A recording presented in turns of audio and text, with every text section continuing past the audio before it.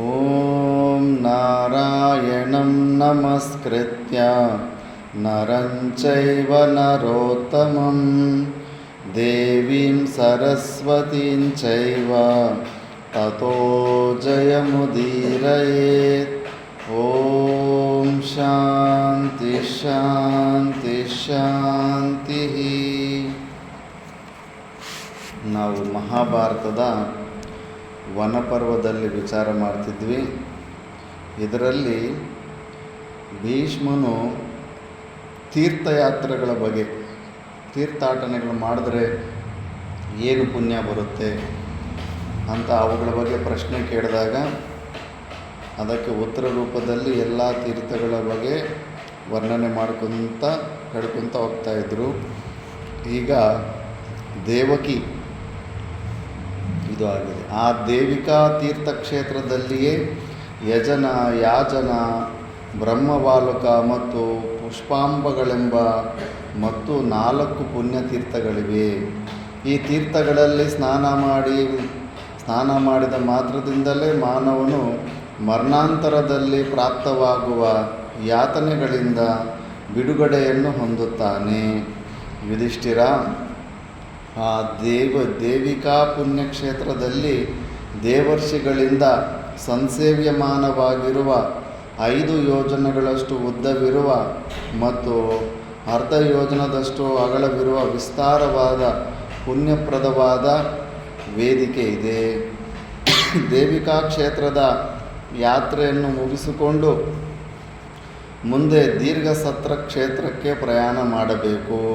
ಹಿಂಗೆ ರಾಜಸ್ಥಾನ್ ಕಡೆಯಿಂದ ಸ್ಟಾರ್ಟ್ ಮಾಡಿಕೊಂಡು ಆ ಸಿಂಧು ಪ್ರದೇಶ, ಹಿಮಾಚಲ ಪ್ರದೇಶ, ಉತ್ತರಾಖಂಡ್ ನೋಡಿಕೊಂಡು ಕಾಮಾಖ್ಯ ತನಕ ಬಂದಿದ್ದಾರೆ. ಈಗ ಮತ್ತೆ ನೆಕ್ಸ್ಟು ಆ ಮಹಾಕ್ಷೇತ್ರದಲ್ಲಿಯೇ ಹಿಂದೆ ಬ್ರಹ್ಮನೇ ಮೊದಲಾದ ದೇವತೆಗಳು, ಸಿದ್ಧರು, ಮಹರ್ಷಿಗಳು ನಿಯಮ ವ್ರತಾನುಷ್ಠಾನಗಳಿಂದ ದೀರ್ಘಸತ್ರದ ದೀಕ್ಷಾವಿಧಿಯನ್ನು ಕೈಗೊಂಡರು. ಆದುದರಿಂದ ಆ ಕ್ಷೇತ್ರಕ್ಕೆ ದೀರ್ಘಸತ್ರವೆಂದೇ ಹೆಸರಾಯಿತು. ಆ ಪುಣ್ಯಕ್ಷೇತ್ರಕ್ಕೆ ಪ್ರವೇಶ ಮಾಡುವುದರಿಂದಲೇ ರಾಜಸೂಯ ಯಾಗದ ಮತ್ತು ಅಶ್ವಮೇಧ ಯಾಗದ ಫಲಕ್ಕಿಂತಲೂ ಹೆಚ್ಚಿನ ಫಲವು ಪ್ರಾಪ್ತವಾಗುತ್ತದೆ. ದೀರ್ಘಸತ್ರ ಕ್ಷೇತ್ರದ ಪ್ರವಾಸವನ್ನು ಮುಗಿಸಿಕೊಂಡು ಮುಂದೆ ಯಾತ್ರಿಕನು ಜಿತೇಂದ್ರಿಯನಾಗಿ ನಿಯತಾಹಾರಿಯಾಗಿ ವಿನಶನ ಕ್ಷೇತ್ರಕ್ಕೆ ಪ್ರವಾಸ ಮಾಡಬೇಕು. ಮೇರುವಿನ ಪೃಷ್ಠಭಾಗದಲ್ಲಿ ಹುಟ್ಟಿ ವಿನಶನ ಮಹಾಕ್ಷೇತ್ರದಲ್ಲಿ ಅಂತರ್ವಾಹಿನಿಯಾಗಿರುವ ಸರಸ್ವತಿಯು ಮುಂದೆ ಚಮಸೋದ್ಭೇದ, ಶಿವೋದ್ಭೇದ, ನಾಗೋದ್ಭೇದ ತೀರ್ಥಗಳಲ್ಲಿ ಕಾಣಿಸಿಕೊಳ್ಳುತ್ತಾಳೆ. ಚಮಸೋದ್ಭೇದದಲ್ಲಿ ಸ್ನಾನ ಮಾಡಿದರೆ ಅಗ್ನಿಷ್ಠೋಮ ಯಾಗವನ್ನು ಮಾಡುವುದರಿಂದ ಪ್ರಾಪ್ತವಾಗುವ ಫಲವು ನಾಗೋದ್ಭವದಲ್ಲಿ ಸ್ನಾನ ಮಾಡಿದರೆ ನಾಗಲೋಕವೂ ಲಭಿಸುತ್ತದೆ. ಭೇದದಲ್ಲಿ ಸ್ನಾನ ಮಾಡಿದರೆ ಸಹಸ್ರಧೇನುಗಳನ್ನು ದಾನ ಮಾಡುವುದರಿಂದ ಪ್ರಾಪ್ತವಾಗುವ ಫಲವೂ ಸಿಗುತ್ತದೆ. ಯುಧಿಷ್ಠಿರ, ವಿನಶನ ತೀರ್ಥಕ್ಷೇತ್ರದ ಯಾತ್ರೆಯನ್ನು ಮುಗಿಸಿ ಮುಂದೆ ಯಾತ್ರಿಕನು ದುರ್ಲಭವಾದ ಶಶಯಾನ ಕ್ಷೇತ್ರಕ್ಕೆ ಪ್ರಯಾಣ ಮಾಡಬೇಕು. ಸರಸ್ವತಿ ನದಿಯಲ್ಲಿರುವ ಆ ಶಶಯಾನ ತೀರ್ಥದಲ್ಲಿ ಮೊಲದ ರೂಪವನ್ನು ಧರಿಸಿರುವ ಮೊಲದಂತೆ ತೋರುವ ಕೊಕ್ಕರೆಗಳು, ಸಾರಸ ಪಕ್ಷಿಗಳು ಪ್ರತಿ ವರ್ಷವೂ ಕಾರ್ತೀಕ ಮಾಸದಲ್ಲಿ ಹುಣ್ಣಿಮೆಯಾದ ಮೇಲೆ ವಿಹರಿಸುತ್ತವೆ. ಶಶಯಾನ ಸರೋವರದಲ್ಲಿ ನಿಯಮಪೂರ್ವಕವಾಗಿ ಸ್ನಾನ ಮಾಡುವ ಯಾತ್ರಿಕನು ಚಂದ್ರನಂತೆ ಪ್ರಕಾಶಿಸುತ್ತಾನೆ ಮತ್ತು ಸಹಸ್ರ ಗೋವುಗಳನ್ನು ದಾನ ಮಾಡಿದ ಮಹಾಪುಣ್ಯವು ಅವನಿಗೆ ಲಭಿಸುತ್ತದೆ. ಶಶನಯಾನ ತೀರ್ಥದಲ್ಲಿ ಸ್ನಾನ ಮಾಡಿಕೊಂಡು ಯಾತ್ರಿಕನು ಮುಂದೆ ಕುಮಾರಕೋಟಿ ತೀರ್ಥಕ್ಕೆ ಪ್ರಯಾಣ ಮಾಡಬೇಕು. ಜಿತೇಂದ್ರಿಯನಾಗಿ ನಿಯತವ್ರತನಾಗಿ ಕುಮಾರಕೋಟಿಯಲ್ಲಿ ಸ್ನಾನ ಮಾಡಿ ಪಿತೃದೇವತೆಗಳನ್ನು ತರ್ಪಣಾದಿಗಳಿಂದಲೂ ದೇವತೆಗಳನ್ನು ಪೂಜಾದಿಗಳಿಂದಲೂ ಅರ್ಚಿಸಬೇಕು. ಅದಕ್ಕೆ ನಮ್ಮ ಯಾರೇ ತೀರ್ಥಸ್ಥಾನಕ್ಕೆ ಹೋದರೆ ಅಲ್ಲಿ ಕೋನೇರು ಅಂತ ಒಂದು ಮಾಡ್ಕೊತಾರೆ. ಅವೆಲ್ಲ ಪುಣ್ಯಕ್ಷೇತ್ರಗಳಂತ ಅಲ್ಲಿ ಸ್ನಾನ ಮಾಡೋದು, ಇನ್ನು ನೀರಲ್ಲೇ ತರ್ಪಣಗಳಲ್ಲೇ ನೀರಲ್ಲೇ ಕೊಟ್ಕೊತಾ ಇರ್ತಾರೆ. ಯಾಕಂದರೆ ಮಹಾಭಾರತದಲ್ಲಿ ಇಷ್ಟೊಂದು ಪುಣ್ಯ ಸಿಗುತ್ತೆ ಕ್ಷೇತ್ರದಲ್ಲಿ ಅಂತ ಅವರೆಲ್ಲ ಓದಿದ್ರಲ್ಲ ತಾತ ಮುತ್ತಾತಂದರು. ಅದು ಪರಂಪರೆಯಲ್ಲೇ ಬಂದುಬಿಟ್ಟಿದೆ. ಎಲ್ಲಿ ಹೋದರೂ ಕೂಡ ಗುಡಿ ಕ್ಷೇತ್ರದಲ್ಲಿ ಒಂದು ಸ್ನಾನ ಮಾಡುವುದಕ್ಕೆ ಒಂದು ತೀರ್ಥ ಇದ್ದೇ ಇರುತ್ತೆ ಅಲ್ಲಿ. ಹೀಗೆ ಮಾಡುವುದರಿಂದ ಯಾತ್ರಿಕನಿಗೆ ಮತ್ತು 10,000 ಗೋವುಗಳನ್ನು ದಾನ ಮಾಡಿದ ಫಲವು ಪ್ರಾಪ್ತವಾಗುತ್ತದೆ ಮತ್ತು ಅವನು ಪೂರ್ವಜರು ಉತ್ತಮ ಲೋಕಗಳನ್ನು ಪಡೆಯುತ್ತಾರೆ. ಕುಮಾರಕೋಟಿ ತೀರ್ಥಯಾತ್ರೆಯನ್ನು ಮುಗಿಸಿಕೊಂಡು ಮುಂದೆ ರುದ್ರಕೋಟಿಗೆ ಪ್ರಯಾಣ ಮಾಡಬೇಕು. ರುದ್ರಕೋಟಿಯಲ್ಲಿ ಹಿಂದೆ 1 ಕೋಟಿ ಋಷಿ ಮಹರ್ಷಿಗಳು ಮಹೇಶ್ವರನನ್ನು ದರ್ಶನ ಮಾಡುವ ಸಲುವಾಗಿ ಸೇರಿದ್ದರು. ಅವರೆಲ್ಲರೂ ನಾನು ಮೊದಲು ಮಹೇಶ್ವರನನ್ನು ನೋಡುತ್ತೇನೆ, ನಾನು ಮೊದಲು ನೋಡುತ್ತೇನೆ ಎಂದು ಪರಸ್ಪರವಾಗಿ ಸ್ಪರ್ಧಿಸುತ್ತಿದ್ದರು. ಯೋಗಿಯಾದ ಪರಶಿವನು ಮಹರ್ಷಿಗಳ ಹೃದಯದಲ್ಲಿದ್ದ ಆಕಾಂಕ್ಷೆಯನ್ನು ತನ್ನ ಯೋಗ ಶಕ್ತಿಯಿಂದ ತಿಳಿದವನಾಗಿ ಕೋಟಿ ರುದ್ರ ರೂಪಗಳನ್ನು ತಾಳಿ ಪ್ರತಿಯೊಬ್ಬ ಮಹರ್ಷಿಯ ಮುಂದೆಯೂ ನಿಂತು ದರ್ಶನವಿತ್ತನು.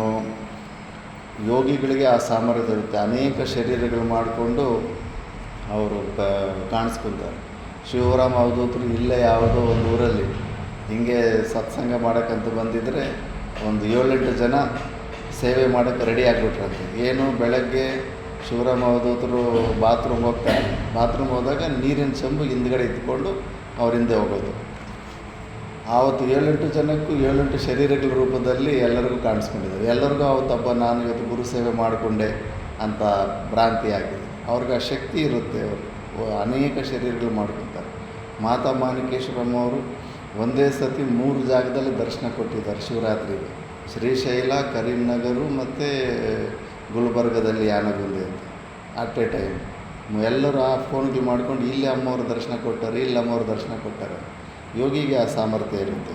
ಆ ಥರ ಶಿವನು ಆ ಥರ ಅನೇಕ ಶರೀರಗಳಿಂದ ಅವರಿಗೆ ದರ್ಶನ ಕೊಟ್ಟಿದ್ದಾನೆ.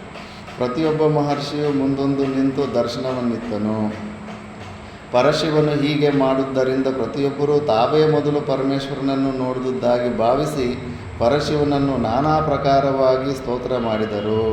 ಅವರ ಸ್ತೋತ್ರಕ್ಕೆ ಮೆಚ್ಚಿದ ಭಗವಂತನು ಅವರ ಧರ್ಮವು ವೃದ್ಧಿಯಾಗಲೆಂದು ಹರಿಸಿ ಅದೃಶ್ಯನಾದನು. ಆದುದರಿಂದಲೇ ಆ ತೀರ್ಥಕ್ಕೆ ರುದ್ರಕೋಟಿ ಎಂದೇ ಹೆಸರಾಯಿತು. ರುದ್ರಕೋಟಿಯಲ್ಲಿ ಸ್ನಾನ ಮಾಡುವವನು ಅಶ್ವಮೇಧ ಯಾಗ ಮಾಡಿದ ಫಲವನ್ನು ಪಡೆಯುವುದಲ್ಲದೆ ತನ್ನ ಕುಲವನ್ನೂ ಉದ್ಧಾರ ಮಾಡುತ್ತಾನೆ. ರುದ್ರಕೋಟಿ ತೀರ್ಥಯಾತ್ರೆಯನ್ನು ಮಾಡಿಕೊಂಡು ಯಾತ್ರಿಕನು ಮುಂದೆ ಸರಸ್ವತಿ ಸಾಗರ ಸಂಗಮ ಸ್ಥಾನಕ್ಕೆ ಪ್ರಯಾಣ ಮಾಡಬೇಕು. ಆ ಸಂಗಮ ಸ್ಥಾನವು ಪರಮ ಪವಿತ್ರವಾದ ಮತ್ತು ಎಲ್ಲಿ ಬಾಸರದಲ್ಲಿದೆಯಲ್ಲ ಸರಸ್ವತಿ ನದಿ, ಬಾಸರ ಮತ್ತು ಲೋಕ ಪ್ರಸಿದ್ಧವಾದ ಕ್ಷೇತ್ರವಾಗಿದೆ. ಬ್ರಹ್ಮ ಪುರಸ್ಸರರಾದ ದೇವತೆಗಳು, ಜಿತೇಂದ್ರಿಯರಾದ ಋಷಿ ಮಹರ್ಷಿಗಳು ಆ ಪುಣ್ಯಕ್ಷೇತ್ರಕ್ಕೆ ಪ್ರತಿ ವರ್ಷವೂ ಚೈತ್ರ ಶುದ್ಧ ಚತುರ್ದಶಿಯ ದಿನ ಆಗಮಿಸಿ ದೇವದೇವನಾದ ಕೇಶವನನ್ನು ಅರ್ಚನೆ ಮಾಡುತ್ತಾರೆ. ಆ ಸರಸ್ವತಿ ಸಾಗರ ಸಂಗಮದಲ್ಲಿ ಸ್ನಾನ ಮಾಡಿದವನು ಸುವರ್ಣ ರಾಶಿಯನ್ನೇ ದಾನ ಮಾಡಿದ ಮಹಾಪುಣ್ಯವನ್ನು ಪಡೆದು ಗತಕಲ್ಮಶನಾಗಿ ಅವಸಾನಾನಂತರದಲ್ಲಿ ಬ್ರಹ್ಮಲೋಕಕ್ಕೆ ಹೋಗುತ್ತಾನೆ. ಋಷಿ ಮಹರ್ಷಿಗಳು ತಮ್ಮಿಂದ ಸಂಕಲ್ಪಿತವಾದ ಯಾಗಗಳನ್ನು ಪೂರ್ಣಗೊಳಿಸಿದ ಆ ಮಹಾಕ್ಷೇತ್ರದಲ್ಲಿ ಮರಣ ಹೊಂದುವವನು ಸಹಸ್ರ ಗೋವುಗಳನ್ನು ದಾನ ಮಾಡಿದ ಮಹಾಫಲದೊಡನೆ ಪುಣ್ಯಲೋಕವನ್ನು ಪಡೆಯುತ್ತಾನೆ. ಧರ್ಮಜ, ಸರಸ್ವತಿ ಸಾಗರ ಸಂಗಮ ಕ್ಷೇತ್ರದ ಯಾತ್ರೆ ಮಾಡಿದ ನಂತರ ಯಾತ್ರಿಕನು ಮುಂದಕ್ಕೆ ಪಾಪನಾಶಕವಾದ ಸುಪ್ರಸಿದ್ಧವಾದ ಕುರುಕ್ಷೇತ್ರಕ್ಕೆ ಪ್ರಯಾಣ ಮಾಡಬೇಕು. ಆ ಕ್ಷೇತ್ರದ ದರ್ಶನ ಮಾತ್ರದಿಂದಲೇ ಪ್ರಾಣಿಗಳ ಸಕಲ ಪಾಪಗಳು ಪರಿಹಾರವಾಗುತ್ತವೆ. ಕುರುಕ್ಷೇತ್ರಕ್ಕೆ ಹೋಗುತ್ತೇನೆ, ಕುರುಕ್ಷೇತ್ರದಲ್ಲಿ ವಾಸ ಮಾಡುತ್ತೇನೆ, ಹೀಗೆ ಬಾರಿ ಬಾರಿಗೂ ಪುನಶ್ಚರಣೆ ಮಾಡಿದ ಮಾತ್ರದಿಂದಲೇ ಮಾನವನು ಸಕಲ ಪಾಪಗಳಿಂದಲೂ ವಿಮುಕ್ತನಾಗುತ್ತಾನೆ. ಭಗವದ್ಗೀತೆಯಲ್ಲಿ ಮೊದಲನೇ ಶ್ಲೋಕ ಧರ್ಮಕ್ಷೇತ್ರ ಕುರುಕ್ಷೇತ್ರ ಅಂತ, ಕುರುಕ್ಷೇತ್ರ ಅಷ್ಟು ಧರ್ಮಕ್ಷೇತ್ರ ಅಂತ. ಅಂತಹ ಮಹಾಪುಣ್ಯಕ್ಷೇತ್ರವದು. ಧರ್ಮಜ, ಆ ಕುರುಕ್ಷೇತ್ರದ ಮೇಲೆ ಬೀಸುವ ಗಾಳಿಯಿಂದ ಮೇಲೆದ್ದ ಧೂಳಿನ ಸ್ಪರ್ಶವಾದರೂ ಸಾಕು ಮಹಾಪಾಪಿಯನ್ನು ಕೂಡ ಅವಸಾನಾನಂತರದಲ್ಲಿ ಉತ್ತಮ ಲೋಕಕ್ಕೆ ಒಯ್ಯಲು ಸಮರ್ಥವಾಗುತ್ತದೆ.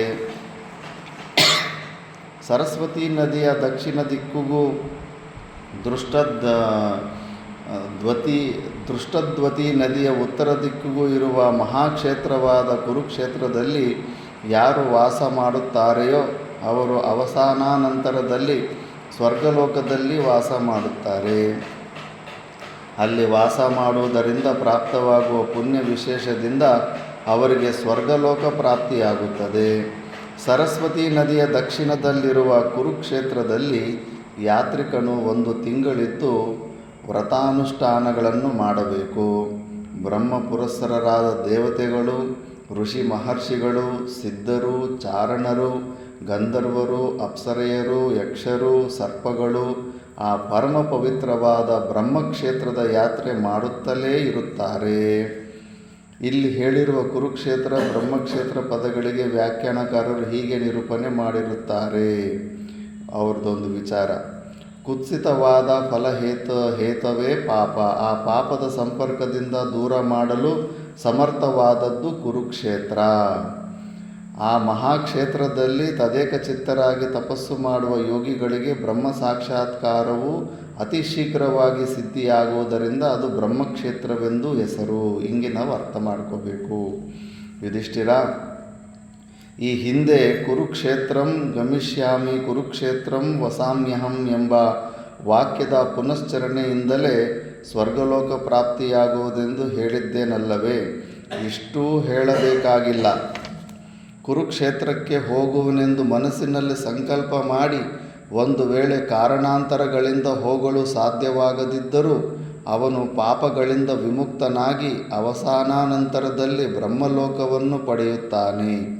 ಶ್ರದ್ಧೆಯಿಂದ ಕುರುಕ್ಷೇತ್ರದ ಯಾತ್ರೆಯನ್ನು ಮಾಡುವವನು ರಾಜಸೂಯ ಮತ್ತು ಅಶ್ವಮೇಧ ಯಾಗಗಳನ್ನು ಮಾಡಿದ ಫಲವನ್ನು ಪಡೆಯುತ್ತಾನೆ. ಅನಂತರದಲ್ಲಿ ಕುರುಕ್ಷೇತ್ರದ ದ್ವಾರಪಾಲಕನಾದ ಮಚಕೃಕನೆಂಬ ಮಹಾಬಲಶಾಲಿಯಾದ ಯಕ್ಷನಿಗೆ ನಮಸ್ಕಾರ ಮಾಡಬೇಕು. ಶುದ್ಧಾಂತಕರ್ಣನಾಗಿ ಆ ಯಕ್ಷನಿಗೆ ಸಾಷ್ಟಾಂಗ ನಮಸ್ಕಾರ ಮಾಡಿದ ಮಾತ್ರದಿಂದಲೇ ಯಾತ್ರಿಕನು 1000 ಗೋವುಗಳನ್ನು ದಾನ ಮಾಡಿದ ಮಹಾಪುಣ್ಯವನ್ನು ಪಡೆಯುತ್ತಾನೆ. ಯಾತ್ರಿಕನು ಮುಂದೆ ಉತ್ತಮೋತ್ತಮವಾದ ಸತತವೆಂದು ಪ್ರಸಿದ್ಧವಾದ ಹರಿಕ್ಷೇತ್ರಕ್ಕೆ ಪ್ರಯಾಣ ಮಾಡಬೇಕು. ಆ ಕ್ಷೇತ್ರದಲ್ಲಿ ಯಾವಾಗಲೂ ಶ್ರೀಹರಿಯ ಸಾನ್ನಿಧ್ಯವಿರುತ್ತದೆ. ವಿಷ್ಣು ತೀರ್ಥದಲ್ಲಿ ಸ್ನಾನ ಮಾಡಿ 3 ಲೋಕಗಳ ಉತ್ಪತ್ತಿಗೂ ಕಾರಣಭೂತನಾದ ಶ್ರೀಹರಿಯನ್ನು ಅನನ್ಯ ಭಕ್ತಿಯಿಂದ ಅರ್ಚಿಸಿದವನಿಗೆ ಅಶ್ವಮೇಧ ಯಾಗ ಮಾಡಿದ ಫಲವು ಪ್ರಾಪ್ತವಾಗುತ್ತದೆ ಮತ್ತು ಅವನು ಅವಸಾನಾನಂತರದಲ್ಲಿ ವಿಷ್ಣು ಲೋಕವನ್ನೇ ಸೇರುತ್ತಾನೆ. ವಿಷ್ಣು ಕ್ಷೇತ್ರದ ಯಾತ್ರೆಯನ್ನು ಮುಗಿಸಿದ ನಂತರ ಯಾತ್ರಿಕನು ತ್ರಿಲೋಕ ಪ್ರಸಿದ್ಧವಾದ ಪಾರಿಪ್ಲವತಿ ತೀರ್ಥಕ್ಷೇತ್ರಕ್ಕೆ ಪ್ರಯಾಣ ಮಾಡಬೇಕು. ಆ ಪುಣ್ಯತೀರ್ಥದಲ್ಲಿ ಸ್ನಾನ ಮಾಡುವುದರಿಂದ ಅಗ್ನಿಷ್ಠೋಮ ಮತ್ತು ಅತಿರಾತ್ರ ಯಾಗಗಳು ಮಾಡುವುದರಿಂದ ಪ್ರಾಪ್ತವಾಗುವ ಫಲಕ್ಕಿಂತಲೂ ಹೆಚ್ಚಿನ ಫಲವು ಪ್ರಾಪ್ತವಾಗುತ್ತದೆ. ಪಾರಿಪ್ಲವತಿ ತೀರ್ಥಕ್ಷೇತ್ರದ ಯಾತ್ರೆಯನ್ನು ಮುಗಿಸಿದ ನಂತರ ಪೃಥ್ವಿ ತೀರ್ಥಕ್ಕೆ ಪ್ರಯಾಣ ಮಾಡಬೇಕು. ಪುಣ್ಯತಮವಾದ ಪೃಥ್ವಿ ತೀರ್ಥದಲ್ಲಿ ಸ್ನಾನ ಮಾಡುವುದರಿಂದ 1000 ಧೇನುಗಳನ್ನು ದಾನ ಮಾಡಿದ ಫಲವು ಲಭಿಸುತ್ತದೆ. ಪೃಥ್ವಿ ತೀರ್ಥದ ಸಂದರ್ಶನಾನಂತರದಲ್ಲಿ ಯಾತ್ರಿಕನು ಶಾಲೂಕಿನಿ ಕ್ಷೇತ್ರಕ್ಕೆ ಪ್ರಯಾಣ ಮಾಡಬೇಕು. ಆ ಶಾಲೂಕಿನಿ ತೀರ್ಥಕ್ಷೇತ್ರದಲ್ಲಿ ದಶಾಶ್ವಮೇಧವೆಂಬ ತೀರ್ಥವಿರುವುದು. ನಿಯತ ಮನಸ್ಕನಾಗಿ ಆ ತೀರ್ಥದಲ್ಲಿ ಸ್ನಾನ ಮಾಡಿದವನು 10 ಅಶ್ವಮೇಧ ಯಾಗಗಳನ್ನು ಮಾಡಿದ ಫಲವನ್ನು ಪಡೆಯುತ್ತಾನೆ. ಅನಂತರದಲ್ಲಿ ಸರ್ಪಗಳ ತೀರ್ಥವೆಂದು ಪ್ರಸಿದ್ಧವಾಗಿರುವ ಸರ್ಪದೇವಿ ಕ್ಷೇತ್ರಕ್ಕೆ ಪ್ರಯಾಣ ಮಾಡಬೇಕು. ಆ ಸರ್ಪದೇವಿ ತೀರ್ಥದಲ್ಲಿ ಸ್ನಾನ ಮಾಡಿದವನಿಗೆ ಅಗ್ನಿಷ್ಠೋಮ ಯಾಗವನ್ನು ಮಾಡಿದ ಫಲವು ಪ್ರಾಪ್ತವಾಗುತ್ತದೆ ಮತ್ತು ಅವನು ಅವಸಾನಾನಂತರದಲ್ಲಿ ಭವ್ಯವಾದ ನಾಗಲೋಕವನ್ನು ಸೇರುತ್ತಾನೆ. ಸರ್ಪದೇವಿ ಕ್ಷೇತ್ರದ ಪ್ರವಾಸಾನಂತರದಲ್ಲಿ ತರಂತುಕವೆಂಬ ದ್ವಾರಪಾಲ ಕ್ಷೇತ್ರಕ್ಕೆ ಪ್ರಯಾಣ ಮಾಡಬೇಕು. ಆ ಮಹಾಕ್ಷೇತ್ರದಲ್ಲಿ 1 ರಾತ್ರಿ ನಿಯಮ ವ್ರತಾನುಷ್ಠಾನದಿಂದ ಕಳೆದಲ್ಲಿ 1000 ಗೋವುಗಳನ್ನು ದಾನ ಮಾಡಿದ ಮಹಾಫಲವು ಪ್ರಾಪ್ತವಾಗುತ್ತದೆ. ತರಂತು ಕ್ಷೇತ್ರದ ಯಾತ್ರೆಯನ್ನು ಮುಗಿಸಿಕೊಂಡು ಯಾತ್ರಿಕನು ಮುಂದೆ ಪಂಚನದ ಕ್ಷೇತ್ರಕ್ಕೆ ಪ್ರಯಾಣ ಮಾಡಬೇಕು. ಆ ಪುಣ್ಯಕ್ಷೇತ್ರದಲ್ಲಿ ಸುಪ್ರಸಿದ್ಧವಾದ ಕೋಟಿ ತೀರ್ಥವಿದೆ. ಆ ತೀರ್ಥದಲ್ಲಿ ಸ್ನಾನ ಮಾಡಿದವನು ಅಶ್ವಮೇಧ ಯಾಗ ಮಾಡಿದ ಫಲವನ್ನು ಪಡೆಯುತ್ತಾನೆ. ಪಂಚನದ ಕ್ಷೇತ್ರದ ಪ್ರವಾಸವನ್ನು ಮುಗಿಸಿಕೊಂಡು ಮುಂದಕ್ಕೆ ಅಶ್ವಿನಿ ದೇವತೆಗಳ ತೀರ್ಥಕ್ಕೆ ಪ್ರಯಾಣ ಮಾಡಬೇಕು. ಆ ತೀರ್ಥದಲ್ಲಿ ಸ್ನಾನ ಮಾಡುವವನು ಜನ್ಮಾಂತರದಲ್ಲಿ ಸ್ಫುರದ್ರೂಪಿಯಾಗಿ ಹುಟ್ಟುತ್ತಾನೆ. ಅಶ್ವಿನಿ ದೇವತೆಗಳ ತೀರ್ಥದಲ್ಲಿ ಸ್ನಾನ ಮಾಡಿದ ನಂತರ ಯಾತ್ರಿಕನು ವಾರಾಹ ಕ್ಷೇತ್ರಕ್ಕೆ ಪ್ರಯಾಣ ಮಾಡಬೇಕು. ಆ ಕ್ಷೇತ್ರದಲ್ಲಿಯೇ ಹಿಂದೆ ಮಹಾವಿಷ್ಣುವು ವರಾಹ ರೂಪವನ್ನು ಧರಿಸಿ ನಿಂತಿದ್ದನು. ಆ ವರಾಹ ತೀರ್ಥದಲ್ಲಿ ಸ್ನಾನ ಮಾಡುವವನು ಅಗ್ನಿಷ್ಠೋಮ ಯಾಗವನ್ನು ಮಾಡಿದ ಫಲವನ್ನು ಪಡೆಯುತ್ತಾನೆ. ವಾರಾಹ ತೀರ್ಥಕ್ಷೇತ್ರ ಯಾತ್ರೆಯನ್ನು ಮುಗಿಸಿಕೊಂಡು ಮುಂದಕ್ಕೆ ಯಾತ್ರಿಕನು ಜಯಂತಿ ಕ್ಷೇತ್ರಕ್ಕೆ ಪ್ರಯಾಣ ಮಾಡಬೇಕು. ಆ ಮಹಾಕ್ಷೇತ್ರದಲ್ಲಿ ಸೋಮತೀರ್ಥವೆಂಬ ಸುಪ್ರಸಿದ್ಧವಾದ ತೀರ್ಥವಿದೆ. ಆ ತೀರ್ಥದಲ್ಲಿ ಸ್ನಾನ ಮಾಡುವುದರಿಂದ ರಾಜಸೂಯ ಯಾಗವನ್ನು ಮಾಡಿದ ಫಲವು ಪ್ರಾಪ್ತವಾಗುತ್ತದೆ. ಆ ಜಯಂತಿ ಕ್ಷೇತ್ರದಲ್ಲಿಯೇ ಏಕಹಂಸವೆಂಬ ಮತ್ತೊಂದು ತೀರ್ಥವೂ ಇದೆ. ಆ ತೀರ್ಥದಲ್ಲಿ ಸ್ನಾನ ಮಾಡುವುದರಿಂದ ಸಹಸ್ರಧೇನುಗಳನ್ನು ದಾನ ಮಾಡಿದ ಫಲವು ಪ್ರಾಪ್ತವಾಗುತ್ತದೆ. ಜಯಂತಿ ಕ್ಷೇತ್ರದ ಪ್ರವಾಸವನ್ನು ಮುಗಿಸಿಕೊಂಡು ಯಾತ್ರಿಕನು ಕೃತಶೌಚ ಕ್ಷೇತ್ರಕ್ಕೆ ಪ್ರಯಾಣ ಮಾಡಬೇಕು. ಈ ಪವಿತ್ರ ತೀರ್ಥದಲ್ಲಿ ಯಾತ್ರಿಕನು ಸ್ನಾನ ಮಾಡುವವನು ಚಿತ್ತಶುದ್ಧಿಯುಳ್ಳವನಾಗಿ ಅವಸಾನ ನಂತರದಲ್ಲಿ ಪುಂಡರೀಕನ ಸಾನ್ನಿಧ್ಯವನ್ನು ಪಡೆಯುತ್ತಾನೆ. ಪುಂಡರೀಕ ಯಾಗದ ಫಲವನ್ನು ಪಡೆಯುತ್ತಾನೆ. ಕೃತ ಶೌಚ ತೀರ್ಥ ಯಾತ್ರೆಯನ್ನು ಮುಗಿಸಿಕೊಂಡು ಯಾತ್ರಿಕನು ಮುಂದೆ ಸ್ಥಾನುವಿನ ಶಂಭುವಿನ ಪವಿತ್ರ ಕ್ಷೇತ್ರವಾದ ಮುಂಜವಟ ಕ್ಷೇತ್ರಕ್ಕೆ ಪ್ರಯಾಣ ಮಾಡಬೇಕು. ಈ ಕ್ಷೇತ್ರದಲ್ಲಿ ನಿರಾಹಾರಿಯಾಗಿ ತದೇಕ ಚಿತ್ತನಾಗಿ ಶಂಭುವನ್ನು ಧ್ಯಾನ ಮಾಡುತ್ತಾ ಒಂದು ರಾತ್ರಿಯನ್ನು ಕಳೆದಲ್ಲಿ ಅವನು ಜನ್ಮಾಂತರದಲ್ಲಿ ಗಾಣಪತ್ಯವನ್ನು ಹೊಂದುತ್ತಾನೆ. ಮುಂಜವಟ ಕ್ಷೇತ್ರದಲ್ಲಿಯೇ ಯಕ್ಷಿಣಿ ಎಂಬ ತೀರ್ಥವಿದೆ.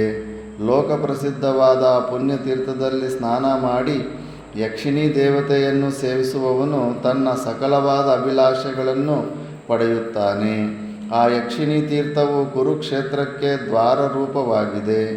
ಯಾತ್ರಿಕನು ಶುದ್ಧ ಮನಸ್ಕನಾಗಿ ಆ ತೀರ್ಥಕ್ಕೆ ಪ್ರದಕ್ಷಿಣ ನಮಸ್ಕಾರಗಳನ್ನು ಮಾಡಿ ಮುಂದೆ ಪ್ರಯಾಣ ಮಾಡಬೇಕು.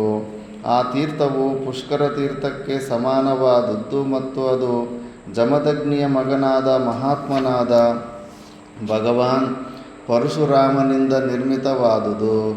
ಆ ತೀರ್ಥದಲ್ಲಿ ಸ್ನಾನ ಮಾಡಿ ಪಿತೃಗಳನ್ನು ದೇವತೆಗಳನ್ನು ತರ್ಪಣಾದಿಗಳಿಂದಲೂ ಅರ್ಚನಾದಿಗಳಿಂದಲೂ ತೃಪ್ತಿಪಡಿಸುವವನು ಅಶ್ವಮೇಧ ಯಾಗವನ್ನು ಮಾಡಿದ ಫಲವನ್ನು ಪಡೆಯುತ್ತಾನೆ ಮತ್ತು ಹಿಂದೆಯೇ ಹೇಳಿದಂತೆ ಅವನ ಅಭಿಲಾಷೆಗಳೆಲ್ಲವೂ ಪೂರ್ಣವಾಗುತ್ತವೆ. ಮುಂಜವಟ ಕ್ಷೇತ್ರದ ಯಾತ್ರೆಯನ್ನು ಮುಗಿಸಿಕೊಂಡು ಯಾತ್ರಿಕನು ಮುಂದೆ ನಿಯತವ್ರತನಾಗಿ ಜಿತೇಂದ್ರಿಯನಾಗಿ ರಾಮಹದ್ರ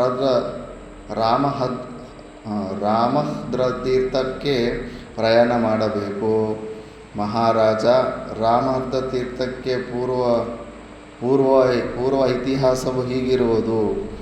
ಮಹಾಪರಾಕ್ರಮಿಯಾದ ಮಹಾ ತೇಜಸ್ವಿಯಾದ ಭಗವಾನ್ ಪರಶುರಾಮನು ತನ್ನ ಭುಜಬಲ ಪರಾಕ್ರಮಗಳಿಂದ ಪ್ರಪಂಚದ ಕ್ಷತ್ರಿಯರೆಲ್ಲರನ್ನೂ ಧ್ವಂಸ ಮಾಡಿ ಆ ಕ್ಷೇತ್ರದಲ್ಲಿ 5 ಕೊಳಗಳನ್ನು ತೋಡಿ ಕ್ಷತ್ರಿಯರ ರಕ್ತದಿಂದ ಆ 5 ಸರೋವರಗಳನ್ನು ತುಂಬಿಸಿದ ನಂತರ ಆ ರಕ್ತೋದಕದಿಂದಲೇ ತನ್ನ ತಂದೆಯಾದ ಜಮದಗ್ನಿಗೂ ಮತ್ತು ತನ್ನ ತಾತ ಮುತ್ತಾತಂದಿರಿಗೂ ತರ್ಪಣ ಮಾಡಿದನು.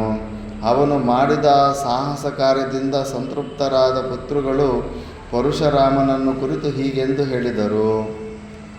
ಭಾರ್ಗವರಾಮ, ಮಹಾಬಾಹುವೇ, ನಿನ್ನ ಪಿತೃಭಕ್ತಿಯನ್ನು ಮತ್ತು ಸಾಹಸವನ್ನು ನೋಡಿ ನಾವು ಸಂತೋಷಗೊಂಡಿರುವೆವು. ನಿನಗೆ ಮಂಗಳವಾಗಲಿ. ನಿನಗಿಷ್ಟವಾದ ಯಾವ ವರವನ್ನಾದರೂ ಕೇಳು ಮಗು, ಅನುಗ್ರಹಿಸುವೆವು. ಶತ್ರುಗಳನ್ನು ಜಯಿಸುವವರಲ್ಲಿ ಶ್ರೇಷ್ಠನೆನಿಸಿದ ಪರಶುರಾಮನು ತನ್ನ ಪಿತೃಗಳು ಆಕಾಶದಲ್ಲಿ ನಿಂತು ಹೇಳಿದ ಮಾತುಗಳನ್ನು ಕೇಳಿ ಬದ್ಧಾಂಜಲಿಯಾಗಿ ಹೇಳಿದನು.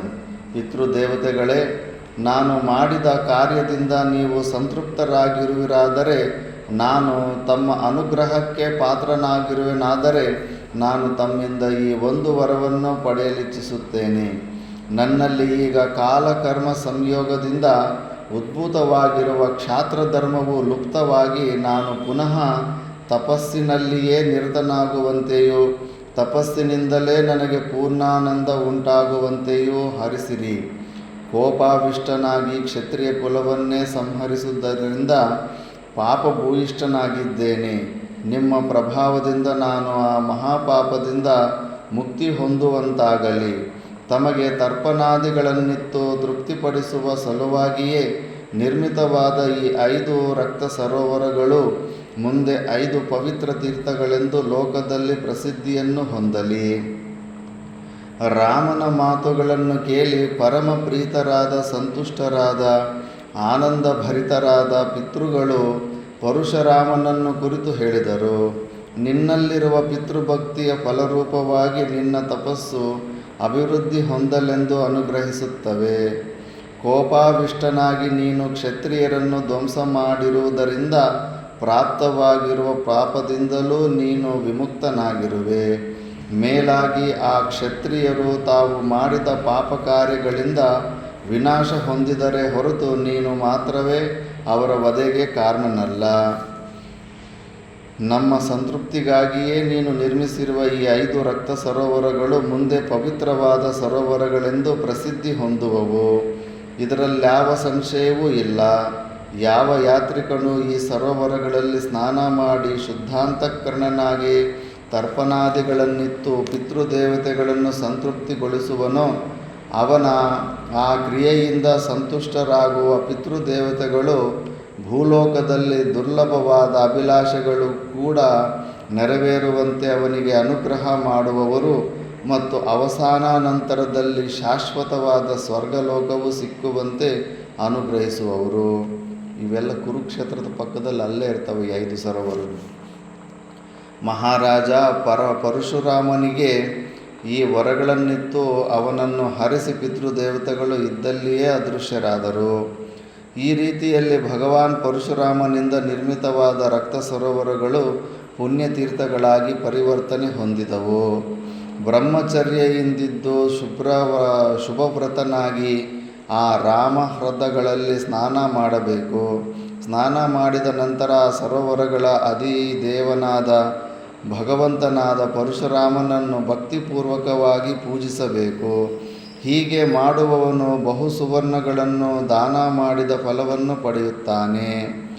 ರಾಮಹೃದಗಳಲ್ಲಿ ಸ್ನಾನ ಮಾಡಿ ಪರಶುರಾಮನನ್ನು ಅರ್ಚಿಸಿದ ನಂತರ ವಂಶಮೂಲ ತೀರ್ಥಕ್ಕೆ ಪ್ರಯಾಣ ಮಾಡಬೇಕು. ಆ ತೀರ್ಥದಲ್ಲಿ ಸ್ನಾನ ಮಾಡುವವನು ವಂಶೋದ್ಧಾರಕನಾಗುತ್ತಾನೆ. ಭರತಶ್ರೇಷ್ಠನೇ, ಅನಂತರದಲ್ಲಿ ಯಾತ್ರಿಕನು ಕಾಯಶೋಧನವೆಂಬ ತೀರ್ಥಕ್ಕೆ ಪ್ರಯಾಣ ಮಾಡಬೇಕು. ಆ ತೀರ್ಥದಲ್ಲಿ ಸ್ನಾನ ಮಾಡುವುದರಿಂದ ಸರೋವರದ ಅನ್ವರ್ತನಾಮದಂತೆ ಮಿಂದವನು ಶರೀರ ಶುದ್ಧಿಯಾಗುವುದಲ್ಲದೆ ಅವಸಾನ ನಂತರದಲ್ಲಿ ಪರಿಶುದ್ಧವಾದ ದೇಹವನ್ನು ಪಡೆದು ಶುಭಕರವಾದ ಉತ್ತಮ ಲೋಕಗಳನ್ನು ಪಡೆಯುತ್ತಾನೆ. ಕಾಯಶೋಧನ ತೀರ್ಥಕ್ಷೇತ್ರಕ್ಕೆ ಪ್ರವಾಸಾನಂತರದಲ್ಲಿ ಯಾತ್ರಿಕನು ತ್ರಿಲೋಕ ಪ್ರಸಿದ್ಧವಾದ ಲೋಕೋದ್ಧಾರಕ ಕ್ಷೇತ್ರಕ್ಕೆ ಪ್ರಯಾಣ ಮಾಡಬೇಕು. ಅಸುರನೊಬ್ಬನು ಪಾತಾಳಕ್ಕೆ ಒಯ್ದಿದ್ದ ಈ ಭೂಮಂಡಲವನ್ನು ಮಹಾನುಭಾವನಾದ ಮಹಾವಿಷ್ಣುವು ಆ ಸ್ಥಳದಲ್ಲಿಯೇ ಮೇಳಕ್ಕೆ ಎತ್ತಿದನಾದ್ದರಿಂದ ಆ ಕ್ಷೇತ್ರಕ್ಕೆ ಲೋಕೋದ್ಧಾರವೆಂದೇ ಹೆಸರಾಗಿರುವುದು. ಆ ತೀರ್ಥದಲ್ಲಿ ಸ್ನಾನ ಮಾಡುವವನು ತನ್ನ ಬಂಧು ಬಾಂಧವರನ್ನು ತನ್ನ ವಂಶದವರನ್ನು ಉದ್ಧಾರ ಮಾಡುತ್ತಾನೆ ಮತ್ತು ತಾನೂ ಉತ್ತಮ ಲೋಕವನ್ನು ಪಡೆಯುತ್ತಾನೆ. ಲೋಕೋದ್ಧಾರ ತೀರ್ಥಕ್ಷೇತ್ರದ ಯಾತ್ರೆಯನ್ನು ಮುಗಿಸಿಕೊಂಡು ಯಾತ್ರಿಕನು ಸುಪ್ರಸಿದ್ಧವಾದ ಶ್ರೀತೀರ್ಥಕ್ಕೆ ಪ್ರಯಾಣ ಮಾಡಬೇಕು. ಶ್ರೀತೀರ್ಥದಲ್ಲಿ ಸ್ನಾನ ಮಾಡಿ ಜಿತಮನಸ್ಕನಾಗಿ ದೇವಪಿತೃಗಳನ್ನು ಯಥಾವಿಧಿಯಾಗಿ ಅರ್ಚಿಸುವುದರಿಂದ ಸಂಪತ್ ಸಮೃದ್ಧಿಯುಂಟಾಗುತ್ತದೆ. ಶ್ರೀತೀರ್ಥಕ್ಷೇತ್ರದ ಯಾತ್ರೆಯನ್ನು ಮುಗಿಸಿಕೊಂಡು ಯಾತ್ರಿಕನು ಮುಂದೆ ಕಪಿಲಾತೀರ್ಥಕ್ಷೇತ್ರಕ್ಕೆ ಪ್ರಯಾಣ ಮಾಡಬೇಕು. ಮಹಾರಾಜ, ನಾನು ಪದೇ ಪದೇ ಹೇಳುತ್ತಿರುವಂತೆ ಯಾತ್ರಿಕನು ಯಾತ್ರೆಯ ಕಾಲದಲ್ಲಿ ಬ್ರಹ್ಮಚರ್ಯ ವ್ರತದಿಂದಿರಬೇಕು, ಜಿತೇಂದ್ರಿಯನಾಗಿರಬೇಕು. ಅನುಷ್ಠಾನಪರನಾಗಿರಬೇಕು, ಆಹಾರ ನಿಯಮದಿಂದಿರಬೇಕು, ಮನಃಶುದ್ಧಿಯುಳ್ಳವನಾಗಿರಬೇಕು. ಈ ವಿಷಯವು ಬಹಳ ಮುಖ್ಯವಾದದ್ದು. ಈ ನಿಯಮಗಳನ್ನು ಅನುಸರಿಸಿ ಪವಿತ್ರತಮವಾದ ಕಪಿಲಾತೀರ್ಥದಲ್ಲಿ ಸ್ನಾನ ಮಾಡಿ ದೇವಪಿತೃಗಳನ್ನು ಯಥಾವಿಧಿಯಾಗಿ ಅರ್ಚನೆ ಮಾಡುವುದರಿಂದ 1,000 ಕಪಿಲವರ್ಣದ ಗೋವುಗಳನ್ನು ದಾನ ಮಾಡುವುದರಿಂದ ಪ್ರಾಪ್ತವಾಗುವ ಫಲವನ್ನು ಪಡೆಯುತ್ತಾನೆ. ಈ ಥರ ನಿಯಮದಿಂದ ಯಾರೂ ತೀರ್ಥಯಾತ್ರೆ ಮಾಡೋದಿಲ್ಲ, ಎಲ್ಲ ಪಿಕ್ನಿಕ್ ಹೋದಂಗೆ ನೋಡ್ಕೊಂಬರ್ತಾರೆ. ಕಪಿಲಾತೀರ್ಥ ಕ್ಷೇತ್ರದ ಯಾತ್ರೆಯನ್ನು ಮುಗಿಸಿಕೊಂಡು ಮುಂದೆ ಯಾತ್ರಿಕನು ಸೂರ್ಯತೀರ್ಥ ಕ್ಷೇತ್ರಕ್ಕೆ ಪ್ರಯಾಣ ಮಾಡಬೇಕು. ಇದು ನರ್ಮದಾ ನದಿ ಹುಟ್ಟೋ ಸ್ಥಾನದಲ್ಲಿ ಅಮರಕಂಟಕಲ್ಲೂ ಒಂದು ಕಪಿಲಾತೀರ್ಥ ಇದೆ. ಅದೇ ಆ ಕ್ಷೇತ್ರವೇನು. ಮತ್ತು ಯಾತ್ರಿಕನು ಜಿತೇಂದ್ರಿಯನಾಗಿ ಸೂರ್ಯತೀರ್ಥದಲ್ಲಿ ಸ್ನಾನ ಮಾಡಿ ನಿರಶನ ವ್ರತದಿಂದಿದ್ದು ದೇವಪಿತೃಗಳನ್ನು ಯಥಾವಿಧಿಯಾಗಿ ಅರ್ಚಿಸುವುದರಿಂದ ಅಗ್ನಿಷ್ಠೋಮ ಯಾಗವನ್ನು ಮಾಡಿದ ಫಲವನ್ನು ಪಡೆಯುತ್ತಾನೆ ಮತ್ತು ಅವಸಾನ ನಂತರದಲ್ಲಿ ಸೂರ್ಯನ ಲೋಕವನ್ನು ಸೇರುತ್ತಾನೆ. ಸೂರ್ಯತೀರ್ಥ ಕ್ಷೇತ್ರದ ಪ್ರವಾಸ ನಂತರದಲ್ಲಿ ಅನುಕ್ರಮವಾಗಿ ಗೋಭವನ ಕ್ಷೇತ್ರಕ್ಕೆ ಪ್ರಯಾಣ ಮಾಡಬೇಕು. ಗೋಭವನ ತೀರ್ಥದಲ್ಲಿ ಸ್ನಾನ ಮಾಡುವವನು ಸಹಸ್ರ ಗೋವುಗಳನ್ನು ದಾನ ಮಾಡಿದ ಫಲವನ್ನು ಪಡೆಯುತ್ತಾನೆ. ಗೋಭವನ ತೀರ್ಥ ಕ್ಷೇತ್ರದ ಯಾತ್ರೆಯನ್ನು ಮುಗಿಸಿಕೊಂಡು ಮುಂದೆ ಶಂಕಿನಿ ತೀರ್ಥ ಕ್ಷೇತ್ರಕ್ಕೆ ಪ್ರಯಾಣ ಮಾಡಬೇಕು. ದೇವಿ ತೀರ್ಥವೆಂದು ಪ್ರಸಿದ್ಧವಾಗಿರುವ ತೀರ್ಥದಲ್ಲಿ ಸ್ನಾನ ಮಾಡುವವನು ಜನ್ಮಾಂತರದಲ್ಲಿ ಉತ್ತಮ ರೂಪವಂತನಾಗಿ ಹುಟ್ಟುತ್ತಾನೆ. ಶಂಕಿನಿ ತೀರ್ಥ ಕ್ಷೇತ್ರದ ಪ್ರವಾಸ ನಂತರದಲ್ಲಿ ಯಾತ್ರಿಕನು ದ್ವಾರಪಾಲ ಕ್ಷೇತ್ರದಲ್ಲಿರುವ ಅರಂತುಕ ತೀರ್ಥಕ್ಕೆ ಪ್ರಯಾಣ ಮಾಡಬೇಕು. ಆ ತೀರ್ಥಕ್ಕೆ ಯಕ್ಷರಾಜನೇ ಅಧಿಪತಿಯು. ಅದು ಸರಸ್ವತಿ ನದಿಯಲ್ಲಿರುವುದು. ಆ ಪುಣ್ಯತೀರ್ಥದಲ್ಲಿ ಸ್ನಾನ ಮಾಡುವುದರಿಂದ ಅಗ್ನಿಷ್ಠೋಮ ಯಾಗವನ್ನು ಮಾಡಿದ ಫಲವು ಪ್ರಾಪ್ತವಾಗುತ್ತದೆ. ಅರಂತುಕ ತೀರ್ಥ ಸ್ನಾನವನ್ನು ಮುಗಿಸಿಕೊಂಡು ಮುಂದೆ ಯಾತ್ರಿಕನು ಬ್ರಾಹ್ಮವರ್ತ ತೀರ್ಥ ಕ್ಷೇತ್ರಕ್ಕೆ ಪ್ರಯಾಣ ಮಾಡಬೇಕು.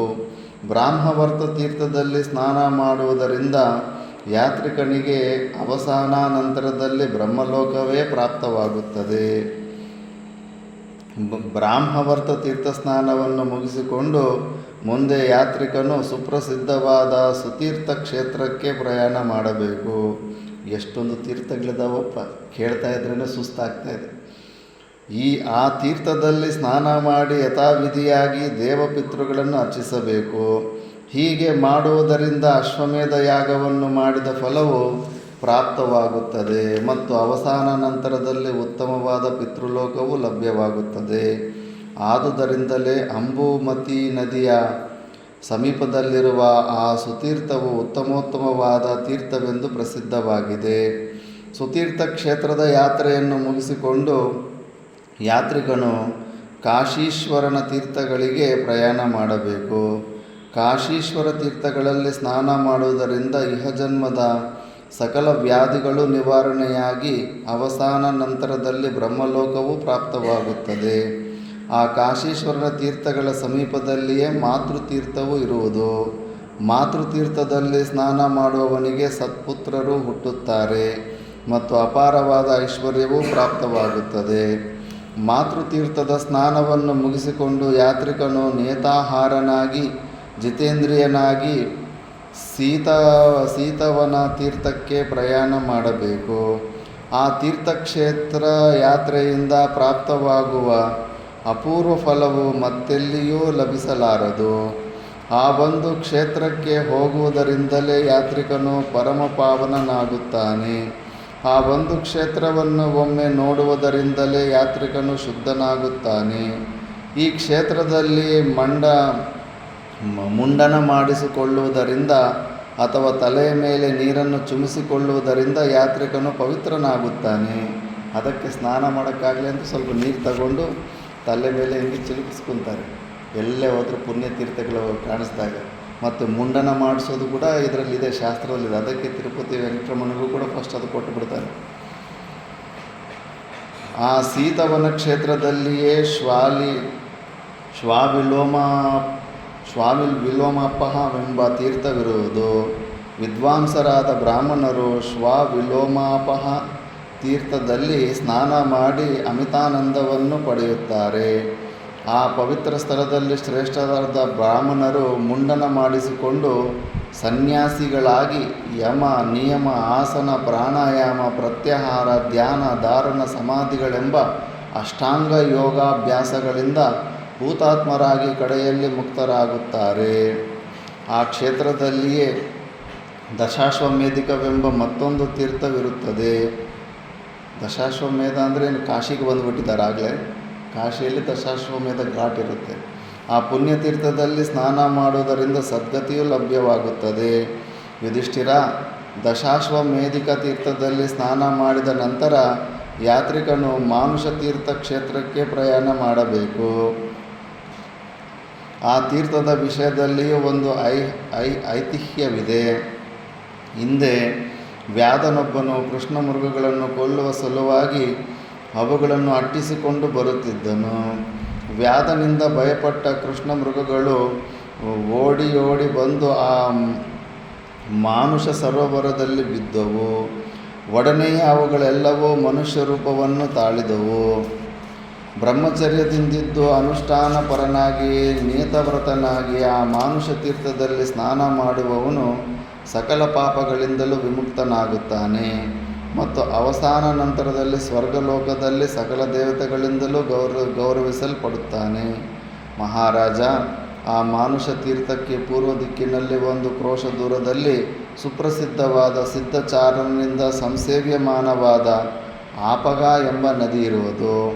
ಆ ಸ್ಥಳದಲ್ಲಿ ಸಾಮೆಯಿಂದ ಮಾಡಿದ ಅನ್ನವನ್ನು ದೇವತೆಗಳಿಗೂ ಪಿತೃಗಳಿಗೂ ನಿವೇದನ ಮಾಡಿದರೆ ಮಹಾಪುಣ್ಯವು ಲಭ್ಯವಾಗುತ್ತದೆ.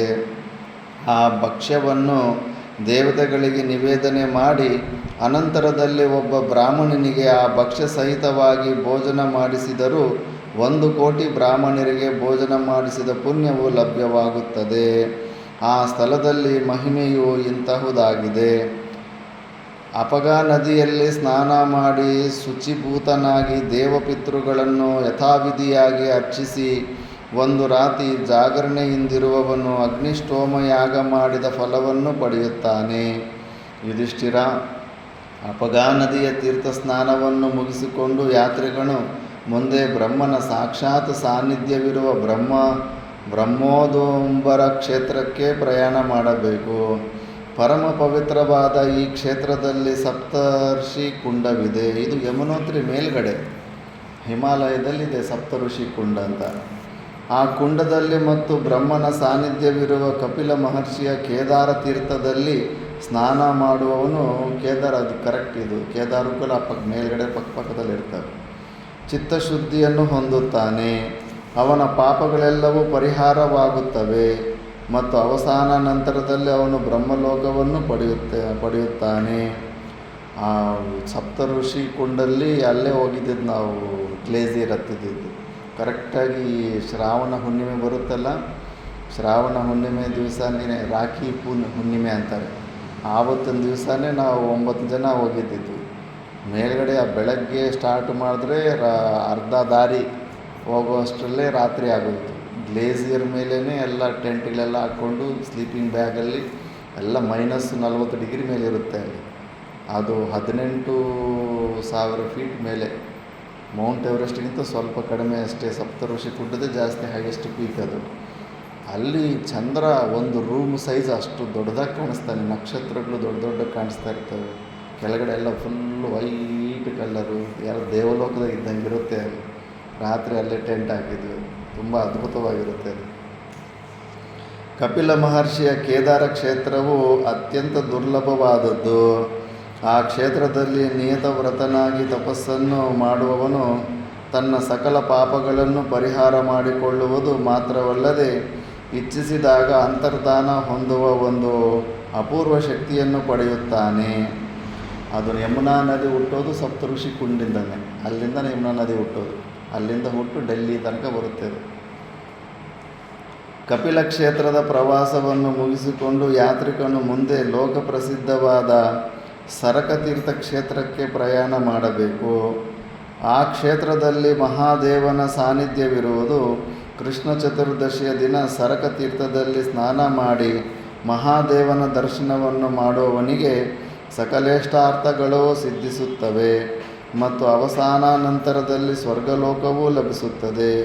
ಧರ್ಮಜ, ಸರಕ ತೀರ್ಥದಲ್ಲಿಯೂ ಹಿಂದೆ ಹೇಳಿದ ರುದ್ರಕೋಟಿಯಲ್ಲಿಯೂ ಮತ್ತು ಅವುಗಳ ಸಮೀಪದಲ್ಲಿರುವ ವಾಪಿಕೂಪ ಹ್ರದಗಳಲ್ಲಿಯೂ 3 ಕೋಟಿ ಪುಣ್ಯತೀರ್ಥಗಳ ಸಾನ್ನಿಧ್ಯವಿರುತ್ತದೆ. ಆ ಕ್ಷೇತ್ರದಲ್ಲಿಯೇ ಇಲಾಸ್ಪದವೆಂಬ ಸುಪ್ರಸಿದ್ಧವಾದ ಮತ್ತೊಂದು ತೀರ್ಥವಿದೆ.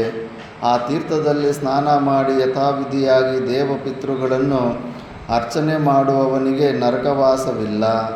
ವಾಜಪೇಯಿ ಯಾಗವನ್ನು ಮಾಡಿದ ಫಲವನ್ನು ಪಡೆಯುತ್ತಾನೆ.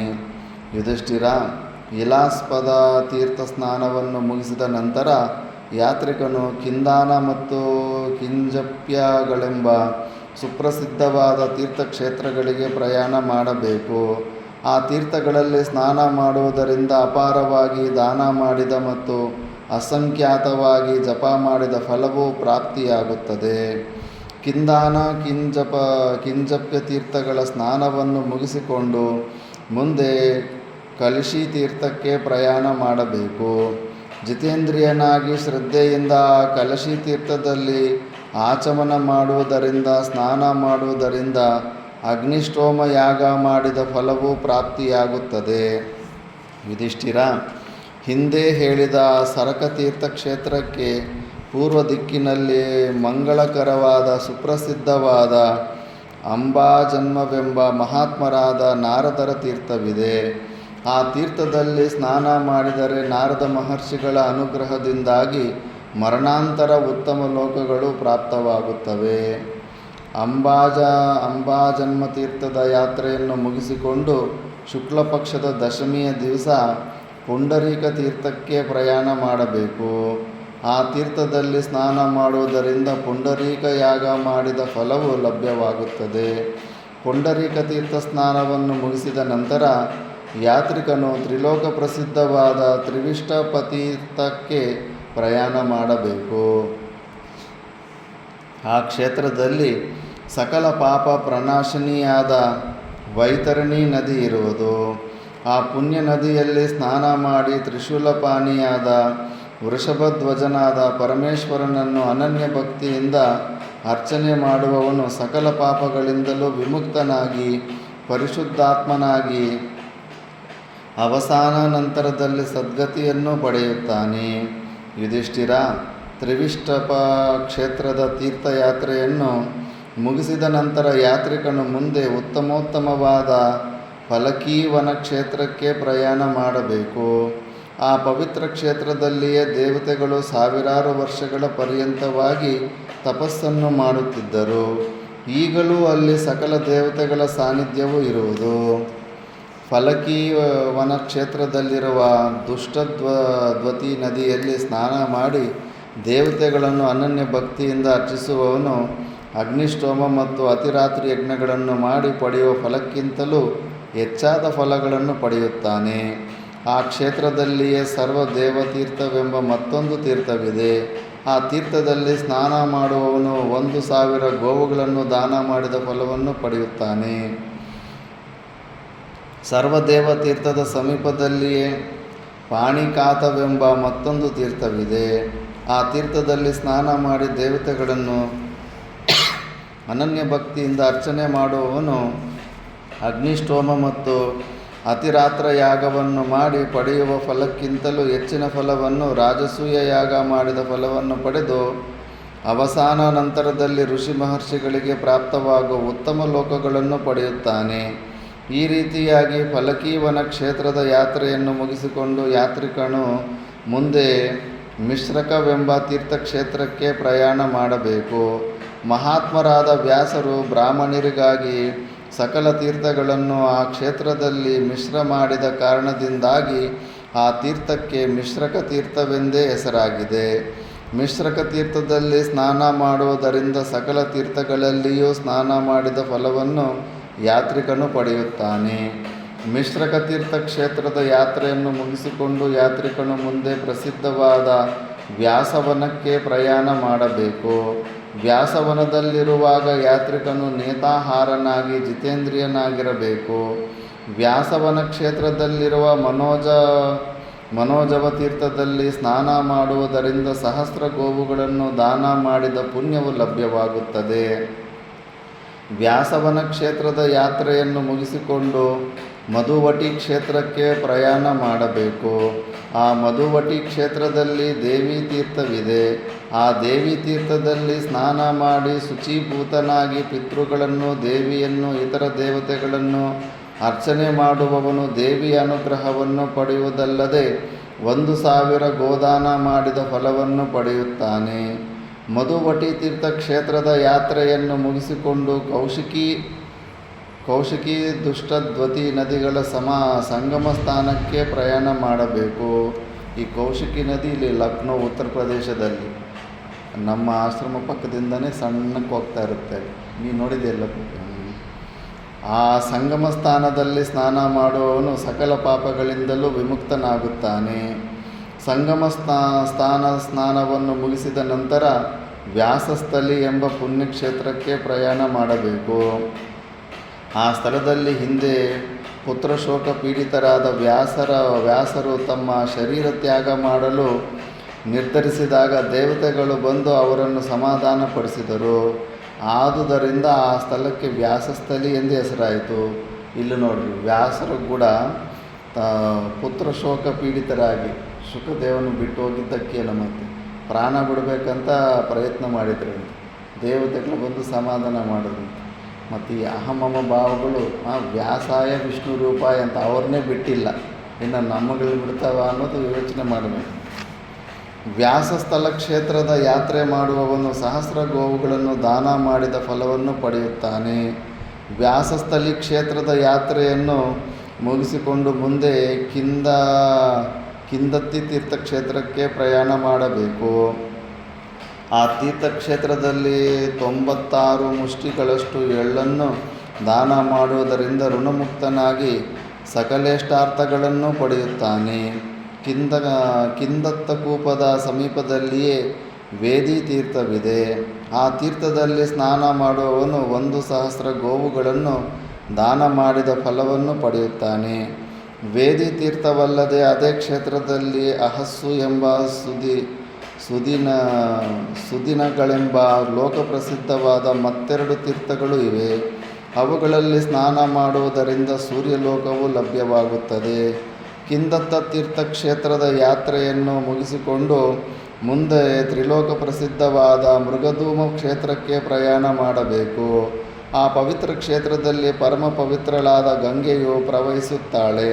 ಅಲ್ಲಿನ ಗಂಗಾ ನದಿಯಲ್ಲಿ ಸ್ನಾನ ಮಾಡಿ ಮಹಾದೇವನನ್ನು ಭಕ್ತಿಪೂರ್ವಕವಾಗಿ ಅರ್ಚನೆ ಮಾಡುವುದರಿಂದ ಅಶ್ವಮೇಧ ಯಾಗವನ್ನು ಮಾಡಿದ ಪುಣ್ಯವು ಲಭ್ಯವಾಗುತ್ತದೆ. ಅಲ್ಲಿಯೇ ದೇವಿ ತೀರ್ಥವೆಂಬ ಮತ್ತೊಂದು ತೀರ್ಥವಿದೆ. ಆ ತೀರ್ಥದಲ್ಲಿ ಸ್ನಾನ ಮಾಡುವುದರಿಂದ ಸಹಸ್ರಧೇನುಗಳನ್ನು ದಾನ ಮಾಡಿದ ಪುಣ್ಯಫಲವು ಲಭ್ಯವಾಗುತ್ತದೆ. ಮೃಗಧೂಮ ಕ್ಷೇತ್ರದ ಯಾತ್ರೆಯಾದ ನಂತರ ತ್ರಿಲೋಕ ಪ್ರಸಿದ್ಧವಾದ ವಾಮನ ಕ್ಷೇತ್ರಕ್ಕೆ ಪ್ರಯಾಣ ಮಾಡಬೇಕು.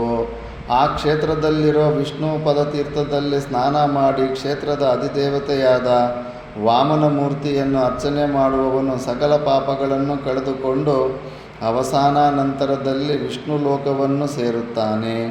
ವಿಷ್ಣು ತೀರ್ಥದ ಸಮೀಪದಲ್ಲಿಯೇ ಕುಲಂಪುನವೆಂಬ ಮತ್ತೊಂದು ತೀರ್ಥವಿದೆ. ಆ ತೀರ್ಥದಲ್ಲಿ ಸ್ನಾನ ಮಾಡುವವನ ವಂಶವೆಲ್ಲವೂ ಪವಿತ್ರವಾಗುತ್ತದೆ. ವಾಮನ ಕ್ಷೇತ್ರದ ಯಾತ್ರೆಯಾದ ನಂತರದಲ್ಲಿ ಮರುತ್ತುಗಳ ತೀರ್ಥಕ್ಷೇತ್ರವಾದ ಪವನಹ್ರದಕ್ಕೆ ಪ್ರಯಾಣ ಮಾಡಬೇಕು. ಪವನಹ್ರದದಲ್ಲಿ ಸ್ನಾನ ಮಾಡುವವನು ಅವಸಾನಾಂತರದಲ್ಲಿ ವಿಷ್ಣು ಲೋಕದಲ್ಲಿ ವಿರಾಜಿಸುತ್ತಾನೆ. ಆ ಕ್ಷೇತ್ರದಲ್ಲಿಯೇ ಅಮರಹ್ರದವೆಂಬ ಮತ್ತೊಂದು ತೀರ್ಥವಿದೆ.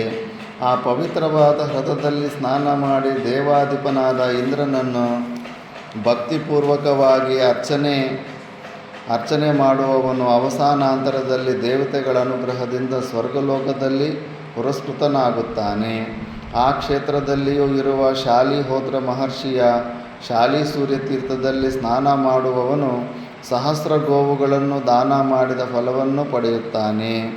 ಶಾಲಿ ಸೂರ್ಯ ತೀರ್ಥದಲ್ಲಿ ಸ್ನಾನವನ್ನು ಮುಗಿಸಿಕೊಂಡು ಮುಂದೆ ಯಾತ್ರಿಕನು ಸರಸ್ವತಿ ನದಿಯ ತೀರದಲ್ಲಿರುವ ಶ್ರೀಕುಂಜ ತೀರ್ಥ ಕ್ಷೇತ್ರಕ್ಕೆ ಪ್ರಯಾಣ ಮಾಡಬೇಕು. ಒಂದು 40ನೇ ವಯಸ್ಸಿನಲ್ಲಿ ಸ್ಟಾರ್ಟ್ ಮಾಡಿದ್ರೆ ಇವೆಲ್ಲ ತೀರ್ಥಕ್ಷೇತ್ರಗಳು ಸುತ್ತಾಕೊಂಡು ಬರ್ಬೋದು. 60 ಆದರೂ ಕೂಡ ಇಲ್ಲಿ ಬಿಡುವೇ ಇಲ್ಲ. ಇನ್ನು 70 ವರ್ಷ ಆದರೂ ಕೂಡ ಮನೆ ಬಿಟ್ಟು ಹೊರಗಡೆ ಹೋಗೋಂಗಿಲ್ಲ. ಎಲ್ಲಿ ನೋಡ್ತಾನೆ ಪುಣ್ಯಕ್ಷೇತ್ರಗಳೆಲ್ಲ. ಅನಂತರದಲ್ಲಿ ನೈಮಿಷ ಕುಂಜ ಕ್ಷೇತ್ರಕ್ಕೆ ಪ್ರಯಾಣ ಮಾಡಬೇಕು. ಹಿಂದೆ ನೈಮಿಷಾರಣ್ಯದಲ್ಲಿ ವಾಸ ಮಾಡುತ್ತಿದ್ದ ಋಷಿ ಮಹರ್ಷಿಗಳು ತೀರ್ಥಯಾತ್ರೆಯನ್ನು ಮಾಡಬೇಕೆಂಬ ಸಂಕಲ್ಪ ಮಾಡಿ ಕುರುಕ್ಷೇತ್ರಕ್ಕೆ ತೆರಳಿದರು. ಅವರು ಸರಸ್ವತಿ ನದಿಯ ತೀರಕ್ಕೆ ಬಂದಾಗ ಸರಸ್ವತಿ ನದಿಯ ಕುಂಜವು ಅವರ ಸ್ನಾನಕ್ಕಾಗಿ ಸಿದ್ಧವಾಗಿದ್ದಿತು. ಕುಂಜ ಶಬ್ದಕ್ಕೆ ಸಾಮಾನ್ಯವಾಗಿ ಬಳ್ಳಿಗಳ ಪೊದೆ, ಬಳ್ಳಿಗಳಿಂದ ಆವೃತವಾದ ಪ್ರದೇಶ ಎಂದು ಅರ್ಥವಿದ್ದರೂ ಇಲ್ಲಿ ಬಳಸಿರುವ ಕುಂಜ ಶಬ್ದಕ್ಕೆ ಕಮಲದ ಬಳ್ಳಿಗಳಿಂದ ಕೂಡಿದ ಸರಸ್ವತಿ ನದಿಯ ತೀರ್ಥ ಎಂದು ಅರ್ಥ ಮಾಡುವುದು ಸಾಧುವಾಗಿ ಕಾಣುತ್ತದೆ.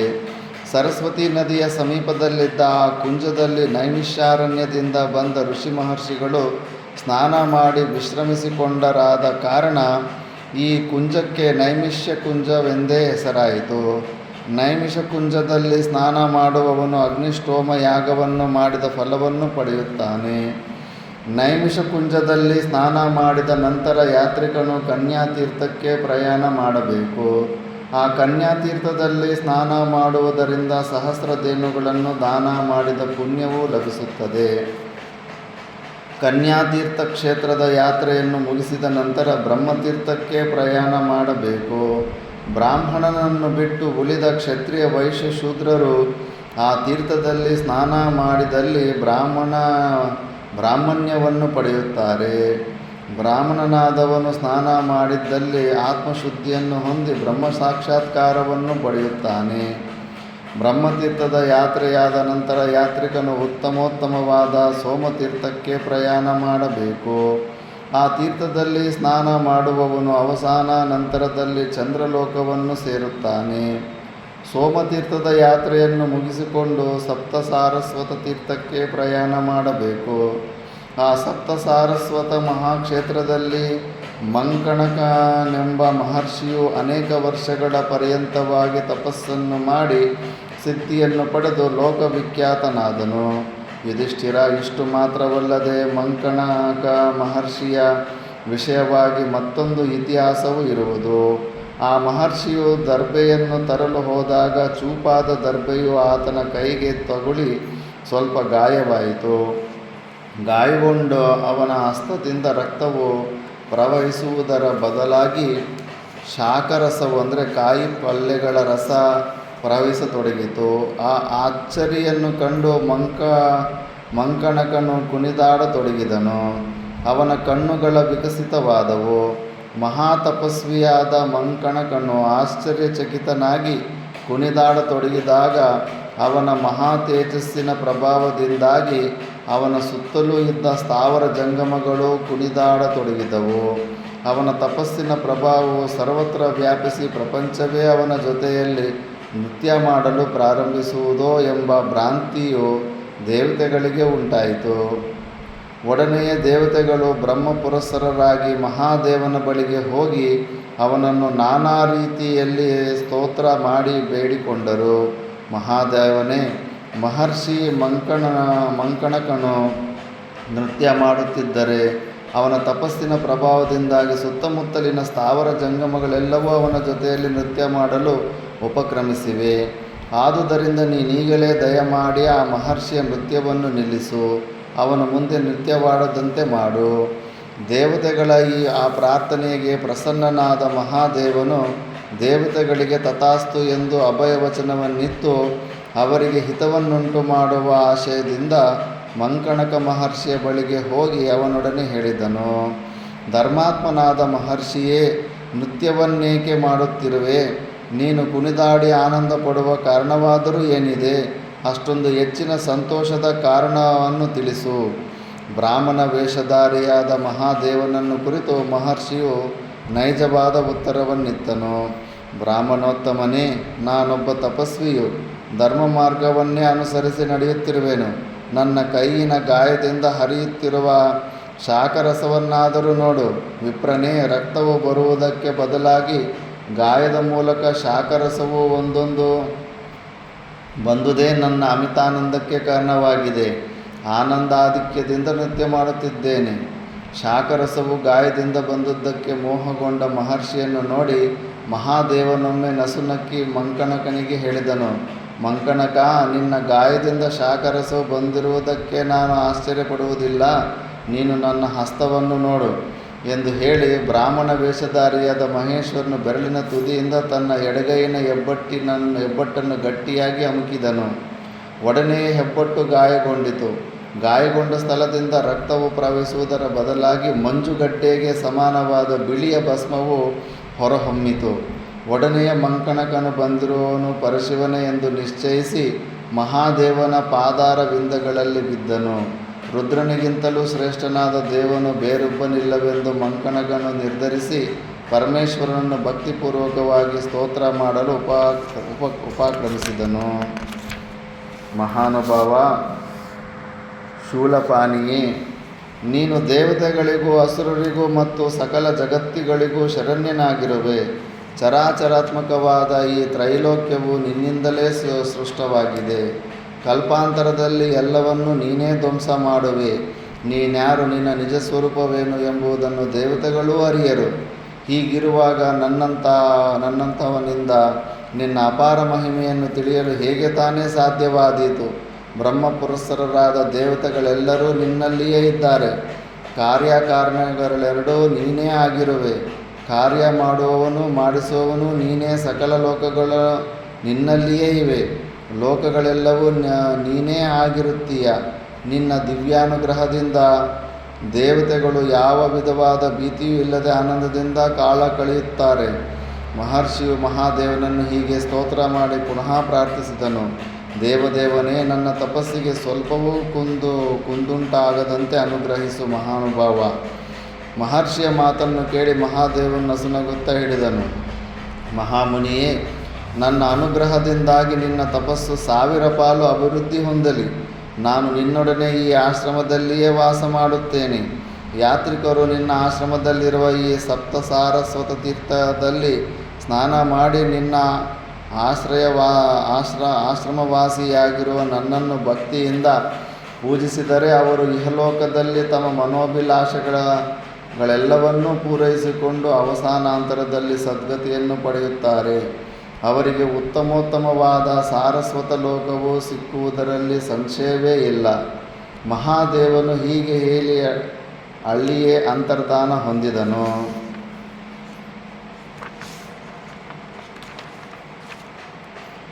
ಯುಧಿಷ್ಠಿರ, ಸಪ್ತ ಸಾರಸ್ವತೀರ್ಥದಲ್ಲಿ ಸ್ನಾನ ಮಾಡಿದ ನಂತರ ಯಾತ್ರಿಕನು ಮುಂದೆ ತ್ರಿಲೋಕ ಪ್ರಸಿದ್ಧವಾದ ಔಷನಸ ಕ್ಷೇತ್ರಕ್ಕೆ ಪ್ರಯಾಣ ಮಾಡಬೇಕು. ಆ ಪುಣ್ಯಕ್ಷೇತ್ರದಲ್ಲಿ ಬ್ರಹ್ಮಪುರಸ್ಸರರಾದ ದೇವತೆಗಳು, ತಪೋಧನರಾದ ಮಹರ್ಷಿಗಳು ವಾಸ ಮಾಡುತ್ತಿದ್ದಾರೆ ಮತ್ತು ಕಾರ್ತಿಕೇಯನ ಸಾನ್ನಿಧ್ಯವು ತ್ರಿಸಂಧ್ಯಗಳಲ್ಲಿಯೂ ಅಳ್ಳಿರುತ್ತದೆ. ಭೃಗುವಂಶೋತ್ಪನ್ನನಾದ ಭಾರ್ಗವನಿಗೆ ಅಂದರೆ ಶುಕ್ರಾಚಾರ್ಯನನ್ನೇ ಔಷನಸ್ ಅಂತಾರೆ. ಪ್ರಿಯವನ್ನುಂಟು ಮಾಡುವ ಕಾರಣದಿಂದ ಷಣ್ಮುಖನು ಆಶ್ರಮದಲ್ಲಿಯೇ ಇದ್ದಾನೆ. ಔಷನಸ್ ಕ್ಷೇತ್ರದಲ್ಲಿ ಕಪಾಲ ಮೋಚನವೆಂಬ ತೀರ್ಥವಿರುತ್ತದೆ.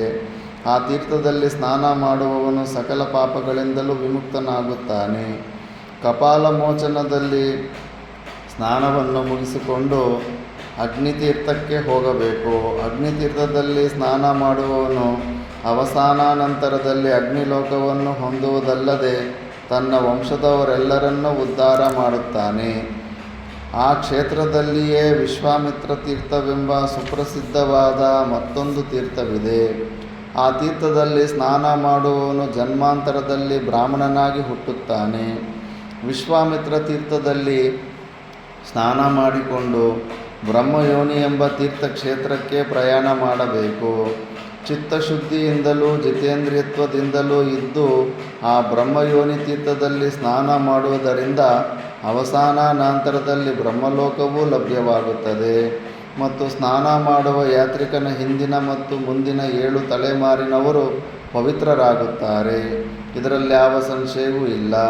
ಬ್ರಹ್ಮಯೋನಿ ತೀರ್ಥ ಸ್ನಾನವಾದ ನಂತರ ಯಾತ್ರಿಕನು ತ್ರಿಲೋಕ ಪ್ರಸಿದ್ಧವಾದ ಕಾರ್ತಿಕೇಯನ ತೀರ್ಥವಾದ ಪೃಥೂದಕ ತೀರ್ಥಕ್ಕೆ ಪ್ರಯಾಣ ಮಾಡಬೇಕು. ಪುಣ್ಯತಮವಾದ ಪೃಥೂದಕ ತೀರ್ಥದಲ್ಲಿ ಸ್ನಾನ ಮಾಡಿ ಯಾತ್ರಿಕನು ದೇವಪಿತೃಗಳ ಅರ್ಚನೆಯನ್ನು ಯಥಾವಿಧಿಯಾಗಿ ಮಾಡಬೇಕು. ಪೃಥೂದಕ ತೀರ್ಥದಲ್ಲಿ ಸ್ನಾನ ಮಾಡುವ ಪುರುಷನು ಅಥವಾ ಸ್ತ್ರೀ ತಿಳಿದೋ ಅಥವಾ ತಿಳಿಯದೋ ಮಾಡಿದ ಸಕಲ ದೋಷಗಳನ್ನು ನಿವಾರಣೆಯಾಗುತ್ತವೆ. ಅಶ್ವಮೇಧ ಯಾಗ ಮಾಡಿದ ಪುಣ್ಯವು ಲಭ್ಯವಾಗುತ್ತದೆ ಮತ್ತು ಅವಸಾನ ನಂತರದಲ್ಲಿ ಸ್ವರ್ಗವೂ ಲಭಿಸುತ್ತದೆ. ಆ ತೀರ್ಥದ ಹಿರಿಮೆಯ ವಿಷಯದಲ್ಲಿ ಋಷಿ ಮಹರ್ಷಿಗಳು ಹೀಗೆ ಹೇಳುತ್ತಾರೆ. ಕುರುಕ್ಷೇತ್ರ ಯಾತ್ರೆಯ ಪುಣ್ಯಪ್ರದವಾದದ್ದು, ಅದಕ್ಕಿಂತಲೂ ಸರಸ್ವತಿ ನದಿಯಲ್ಲಿ ಸ್ನಾನ ಮಾಡುವುದು ಹೆಚ್ಚು ಪುಣ್ಯಪ್ರದ. ಪುಷ್ಕರಾದಿ ತೀರ್ಥಗಳಲ್ಲಿ ಸ್ನಾನ ಮಾಡುವುದು ಸರಸ್ವತಿ ನದಿಯಲ್ಲಿ ಸ್ನಾನ ಮಾಡುವುದಕ್ಕಿಂತಲೂ ಹೆಚ್ಚು ಪುಣ್ಯಪ್ರದವಾದದ್ದು. ಋತುಕದಲ್ಲಿ ಸ್ನಾನ ಮಾಡುವುದರಿಂದ ಪುಷ್ಕರಾದಿ ತೀರ್ಥಗಳಲ್ಲಿ ಸ್ನಾನ ಮಾಡುವುದರಿಂದ ಪ್ರಾಪ್ತವಾಗುವ ಪುಣ್ಯಕ್ಕಿಂತಲೂ ಹೆಚ್ಚು ಪುಣ್ಯವು ಲಭಿಸುತ್ತದೆ. ಅರ್ಥಾತ್ ಋತುಕದಕವು ಅತ್ಯಂತ ಶ್ರೇಷ್ಠವಾದ ಹೆಚ್ಚು ಪ್ರದವಾದ ತೀರ್ಥವಾಗಿರುತ್ತದೆ. ಇಲ್ಲಿ ತನಕ ಪುಷ್ಕರ ತೀರ್ಥ ತುಂಬ ಗ್ರೇಟ್ ಅಂತ ಹೇಳ್ಕೊಂಬಂದರು. ಈಗ ಪುಷ್ಕರ ತೀರ್ಥ ರಾಜಸ್ಥಾನದಲ್ಲಿರುವ ಪುಷ್ಕರ ತೀರ್ಥಕ್ಕಿಂತ ಪೃಥೂದಕ ತೀರ್ಥ ಗ್ರೇಟ್ ಅಂದ್ಬಿಟ್ರು. ಅದಕ್ಕೆ ಪ್ರಪಂಚದಲ್ಲಿ ಯಾವುದೇ ಏನೇ ಮಹತ್ವವಿರಲಿ ಸಾತಿಶಯ. ಇನ್ನೊಂದು ಅದಕ್ಕಿಂತ ಇನ್ನೊಂದು ದೊಡ್ಡದು ಬಂದುಬಿಟ್ರೆ ಅದರ ಬೆಲೆ ಬಿದ್ದೋಗ್ಬಿಡುತ್ತೆ. ಅಂತಹ ಉತ್ತಮೋತ್ತಮವಾದ ಪೃಥೂಕ ತೀರ್ಥದಲ್ಲಿ ಸ್ನಾನ ಮಾಡುತ್ತಾ ಜಪಪಾರಾಯಣನಾಗಿ ದೇಹತ್ಯಾಗ ಮಾಡುವವನಿಗೆ ಪುನಃ ಜರಾಮರಣಗಳ ಭಯವಿರುವುದಿಲ್ಲ, ಪುನರ್ಜನ್ಮವೂ ಇರುವುದಿಲ್ಲ, ದೇವತೆಯೇ ಆಗುತ್ತಾನೆ. ಪೃಥೂದಕ ತೀರ್ಥದಲ್ಲಿ ಹಿರಿಮೆಯ ವಿಷಯವಾಗಿ ಮಹರ್ಷಿಗಳಾದ ಸನತ್ಕುಮಾರರು ಮತ್ತು ವ್ಯಾಸರು ಅನೇಕ ಗೀತೆಗಳನ್ನು ಹಾಡಿದ್ದಾರೆ. ನಿಯತವ್ರತನಾಗಿ ಜಿತೇಂದ್ರಿಯನಾಗಿ ಪೃಥೂದಕಕ್ಕೆ ಹೋಗಬೇಕೆಂದು ಅವರು ಹೇಳಿದ್ದಾರೆ. ನಿಶ್ಚಯವಾಗಿ ಹೇಳುವುದಾದರೆ ಯುಧಿಷ್ಠಿರ, ಪೃಥೂದಕ ತೀರ್ಥಕ್ಕಿಂತಲೂ ಉತ್ತಮವಾದ ತೀರ್ಥವು ಮತ್ತೊಂದಿಲ್ಲ. ಈ ತೀರ್ಥವು ಆಶ್ರಿತರನ್ನು ಪೂತರನ್ನಾಗಿ ಮಾಡುತ್ತದೆ. ಆ ತೀರ್ಥದ ನಾಮೋಚ್ಚಾರಣೆಯ ಮಂಗಳಪ್ರದವಾದದ್ದು. ಅದರಲ್ಲಿ ಸ್ನಾನ ಮಾಡುವವರು ಸಕಲ ಪಾಪಗಳು ಪರಿಹಾರವಾಗುತ್ತವೆ. ಮನೀಷಿಗಳಾದವರು ಪೃಥೂದಕ ತೀರ್ಥ ಸ್ನಾನದ ಫಲವನ್ನು ಕುರಿತು ಈ ರೀತಿ ಹೇಳುತ್ತಾರೆ. ಎಷ್ಟೇ ಪಾಪಿಷ್ಠರಾಗಿದ್ದರೂ ಪೃಥೂದಕದಲ್ಲಿ ಸ್ನಾನ ಮಾಡುವವರು ತಮ್ಮ ಪಾಪಗಳನ್ನು ಪರಿಹಾರ ಮಾಡಿಕೊಂಡು ಅವಸಾನಾಂತರದಲ್ಲಿ ಸ್ವರ್ಗಲೋಕವನ್ನು ಸೇರುತ್ತಾರೆ. ಹಿಂಗೆ ಹೇಳ್ಕೊತ ಹೋಗ್ತಾ ಇದ್ದಾರೆ. ಆ ಪುಣ್ಯಕ್ಷೇತ್ರಗಳು. ನಾಗಪ್ಪ ಏನು ಕಾಮವರ ಬಿಟ್ಟು ಹೊರಗಡೆ ಹೋಗಲ್ಲ ಅಂತಾನೆ. ಯಾವಾಗ ನೋಡ್ತೀವಿ ಎಲ್ಲ ತೀರ್ಥಕ್ಷೇತ್ರಗಳು ಸುಮಾರು ಇದೆ. ಒಂದು 2-3 ದಿವಸ ಬರೀ ತೀರ್ಥಕ್ಷೇತ್ರಗಳ ಬಗ್ಗೆನೇ ಹೇಳೋದಿದೆ. ಓಂ ಪೂರ್ಣಮದ ಪೂರ್ಣಮಿದಂ ಪೂರ್ಣಾತ್ ಪೂರ್ಣಮುದಚ್ಯತೆ ಪೂರ್ಣಸ್ಯ ಪೂರ್ಣಮಾದಾಯ ಪೂರ್ಣಮೇವಾವಶಿಷ್ಯತೆ. ಓಂ ಶಾಂತಿ ಶಾಂತಿ ಶಾಂತಿ.